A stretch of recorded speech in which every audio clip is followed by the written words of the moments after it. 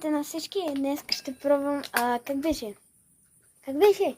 Саварина. Севаринки някакви, не знам. И... как се казва? Торта гарш.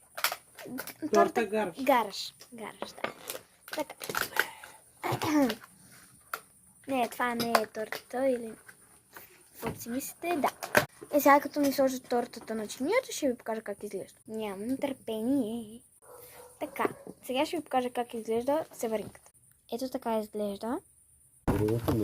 Ето го и дядо ми, който също с мен ще пробва севарина. Вземи си го виличка. Аз имам моя севарина. Къде? Ето. Ето е. Да бе, вземи си. Не си, че... ето тук е тортата, която после ще ви покажем. Всички тези неща баба ги е взимала. Гараж торта. Да, гараж. Все едно от гараж. Така. Гаражна торта. Сега почваме да я Почваме с севаринката. Маля, върху нея има много сметана. Не се вижда. Взех си парче, но няма много сметана.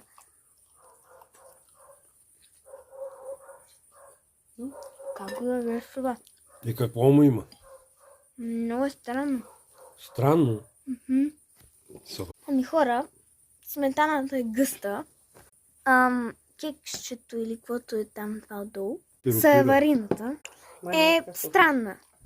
И не знам как ти издържаш да я яде. Неговата си. Опитвам се да си припомня стария вкус на севарината.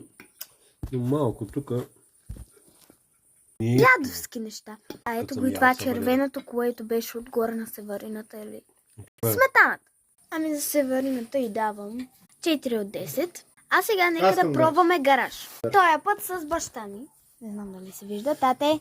Здравейте, мили господа, дами, хора, извънземни и тем подобни. А сега нека да пробваме и гаража. Мраж. Същото.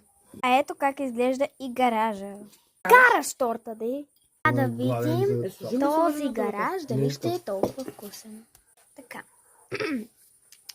Горе има и разни такива неща. Това е... На времето беше баща ти говореше Сега. в шведски, ставаш на това и кажеш, аз искам гаш, то те пия кола. Да, много беше важно.